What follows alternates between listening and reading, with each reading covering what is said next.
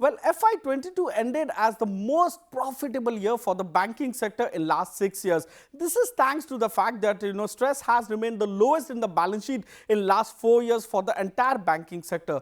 The decline in stress has been the most for PSU banks, which has also meant that the PSU banks have reported their highest yearly profits in last 6 years. In fact, if you take a look, Q4 FY22 has been the best quarter for the banking sector in last 26 quarters, as they have reported the highest quarterly PAT of about 48,776 crores, which is up close to 87% YOY and about 8% quarter on quarter. Let's take a breakup look in terms of PSU banks performance versus private banks performance. So PSU banks have reported the highest PAT in last 26 quarters. However, the pace of growth of PAT on a quarter on quarter basis in Q4 FY22 is the slowest in last 5 quarters, which is at a mere 0.3% quarter on quarter. Value wise, their gross NPA is down about 2.9% quarter on quarter and net NPA is down about 8.1% quarter on quarter. None of the PSU banks have reported net loss, and this has continued for 4th quarter in a row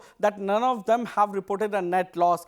Private banks are back with a bang, in terms of earnings momentum and decline in stress assets. The only lender to report a net loss amongst private banks is Suryodaya Small Finance Bank, which reported a net loss in Q4 FY22. Now, talking about their asset quality or private banks' asset quality, the gross NPA has declined by 6.6% quarter on quarter and net NPA has declined by 11.7% quarter on quarter. So, private banks have now recorded a net NPA ratio below 1%, which is a remarkable feat, and this has happened for the first time in last 26 quarters. Well, apart from talking about NPAs, there has been another stressful point for the lenders, which is the restructured portfolio. It has been hurting them over the last few years, and restructured book always indicates the possibility of future stress in the balance sheet of lenders. The good news is that, this is the lowest that you are seeing in last few years. There are no data available for CSB Bank and Dhanlaxmi Bank,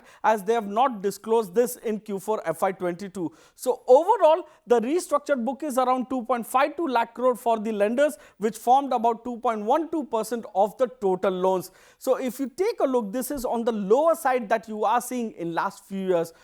The other key point to see in the results have been the operating profits, which have been on the weaker side due to many reasons. Like for PSU banks, they have seen treasury losses, which has impacted their operating profits. On the other hand, you had private banks who saw branch expansion as well as DSA payment. In terms of getting the loan book, they had paid to direct selling agents or DSAs as they are normally known. So this has impacted their operational performance. Out of 35 lenders, 8 lenders saw a decline in their operating profits on a quarter-on-quarter basis. These includes the like of HDFC Bank, CSB Bank, IDBI Bank, Indian Bank, UCO Bank, Suryodaya Small Finance Bank, Punjab and Sindh Bank and Federal Bank. So overall, the operating profit for the sector was around 1.03 lakh crore, which is up 4.6% YOY and about 3.8% quarter on quarter. So for PSU banks, the operating profits were around 54,900 crores, which is down 1.3% YOY